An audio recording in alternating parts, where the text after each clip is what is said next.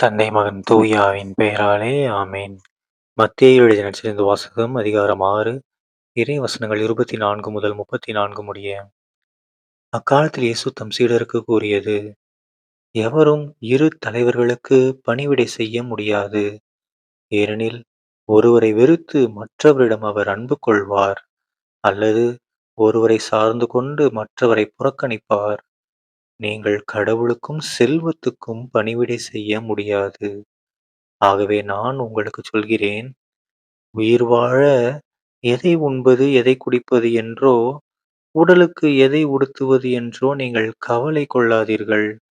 உணவை விட உயிரும், உடையை விட உடலும் உயர்ந்தவை அல்லவா? வானத்துப் பறவைகளை நோக்குங்கள். அவை விதைப்பதும் இல்லை, அறுப்பதும் இல்லை, களஞ்சியத்தில் சேர்த்து வைப்பதும் இல்லை. உங்கள் விண்ணகத் தந்தை அவற்றுக்கும் உணவு அளிக்கிறார். அவற்றை விட நீங்கள் மேலானவர்கள் அல்லவா? கவலைப்படுவதால் உங்களில் எவர் தமது உயரத்தோடு ஒரு முழம் கூட்ட முடியும்? உடைக்காக நீங்கள் ஏன் கவலைப்படுகிறீர்கள்? காட்டு மலர்ச்செடிகள் எப்படி வளருகின்றன என கவனியுங்கள். அவை உழைப்பதுமில்லை, நூற்பதும் இல்லை. ஆனால் சாலமோன் கூட தம் மேன்மையிலெல்லாம் அவற்றில் ஒன்றைப் போலவும் அணிந்திருந்ததில்லை என நான் உங்களுக்குச் சொல்கிறேன். நம்பிக்கை குன்றியவர்களே, இன்றைக்கு இருந்து நாளைக்கு அடுப்பில் எறியப்படும் காட்டுப் புல்லுக்கு கடவுள் இவ்வாறு அணி செய்கிறார் என்றால், உங்களுக்கு இன்னும் அதிகமாய் செய்ய மாட்டாரா? ஆகவே எதை உண்போம், எதை குடிப்போம், எதை அணிவோம் என கவலை கொள்ளாதீர்கள். ஏனெனில் பிற இனத்தவரே இவற்றையெல்லாம் நாடுவர். உங்களுக்கு இவை யாவும் தேவை என உங்கள் விண்ணகத் தந்தைக்குத் தெரியும். ஆகவே அனைத்திற்கும் மேலாக அவரது ஆட்சியையும் அவருக்கு ஏற்புடையவற்றையும் நாடுங்கள். அப்போது இவை அனைத்தும் உங்களுக்கு சேர்த்துக் கொடுக்கப்படும். ஆகையால் நாளைக்காக கவலைப்படாதீர்கள். ஏனெனில் நாளைய கவலையைப் போக்க நாளை வழி பிறக்கும். அந்தந்த நாளுக்கு அன்றன்றுள்ள தொல்லையே போதும். ஆண்டவரின் அருள்வாக்கு. கிறிஸ்துவே உமக்கு புகழ். அன்பார்ந்த சகோதர சகோதரிகளே, இன்று பொதுக்காலம் 11ஆம் வாரம் ஜூன் 21ஆம் தேதி 2025ஆம் வருடம் சனிக்கிழமை. இன்றைய நற்செய்தியில பாருங்க, நம்ம இயேசு கிறிஸ்து ஆண்டவர் நமக்கு நிறைய கருத்துக்களை புரிகிற மாதிரி சொல்லிட்டாரு. ஓகேங்களா?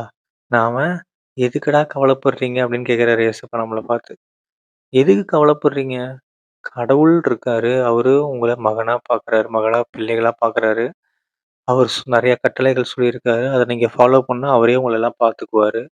அத வுட்டுட்டு நீ ஏன் கவலைப்பட்டுக்கிட்டு இருக்கிற? நீ கவலைப்படுறன்னா அப்படின்னா என்ன அர்த்தம்? அதாவது இயேசுப்பா சொல்றத நம்ம புரிஞ்சுக்க வேண்டியது என்னன்னா, நம்ம கவலைப்படுறோம் அப்படின்னா என்ன அர்த்தம்? கடவுள முழு மனதோட நம்பல. கடவுள் குடுத்த கட்டளைகள நம்ம ஏதோ மீறிட்டு இருக்கோம். கடவுளை நாம ஒரு சில விஷயத்துல புறக்கணிச்சிட்டு இருக்கோம். கடவுளையே ஏமாத்துறோம் அப்படின்னு நினைச்சுக்கிட்டு நம்மளே நம்ம ஏமாத்திக்கிட்டு இருக்கோம். கரெக்ட்டுங்களா? ஸோ இந்தந்த காரணங்களால தான் நமக்கு கடவுள் மேல இருக்கிற நம்பிக்கையே குறையுது. அதனால தான் கோவிலுக்கு கூட போகாம காசு, காசு, காசுன்னு உழைச்சிட்டு இருக்கோம். ஓகேங்களா? ஆனா கடவுள் மேல முழு நம்பிக்கை இருந்தா என்ன நடக்கும்? கடவுளே எல்லாமே குடுப்பாரு. ஏன்னா, ஓரறிவு, ஈரறிவு விலங்குகள், பறவைகள், செடி, கொடிகளுக்கே அவரு அவ்ளோ பண்ணும்போது, நமக்கு பண்ண மாட்டாரா? அப்படின்னு நான் கேக்கல. ஏசப்பாவே சொல்றாரு. ஓகேங்களா? ஸோ நெனச்சு பாருங்க. ஸோ கடவுள் நமக்கு எல்லாமே கொடுக்க தயார். நம்மள எந்த ஒரு குறையில்லாம பார்த்துக்கிறதுக்கு அவர் தயாரா இருக்காரு. பட் நாம தயாரா இருக்கோமா? நமக்கு ஏதோ ஒண்ணு தடுக்குதுல்ல, அது என்னதுன்னு கவனிச்சு, அந்த தடைய நீங்க உடைத்து எறிஞ்சா மட்டும் தான் என்ன பண்ண முடியும்? கடவுள் கொடுக்கக்கூடிய அனைத்து வரங்களையும், வளங்களையும் நம்ம பெற்றுக்கொள்ள முடியும். ஓகேங்களா? ஏசப்பா கடைசியா உங்களுக்கு சொல்ல வேண்டியது என்னன்னா, கவலைப்படாதீங்க, கவலைப்படாதீங்கன்னு தான் சொல்றாரு. ஸோ நாம இனிமேலு கவலைப்பட வேணாம். எல்லாத்தையும் ஏசப்பா பார்த்துக்குவாரு. ஓகேங்களா? தந்தை, மகன், தூய ஆவியின் பெயராலே ஆமென். இயேசுவுக்கு புகழ். இயேசுவுக்கு நன்றி. மரியே வாழ்க. இயேசுவின் ரத்தம் ஜெயம். அல்லேலூயா. Praise the Lord.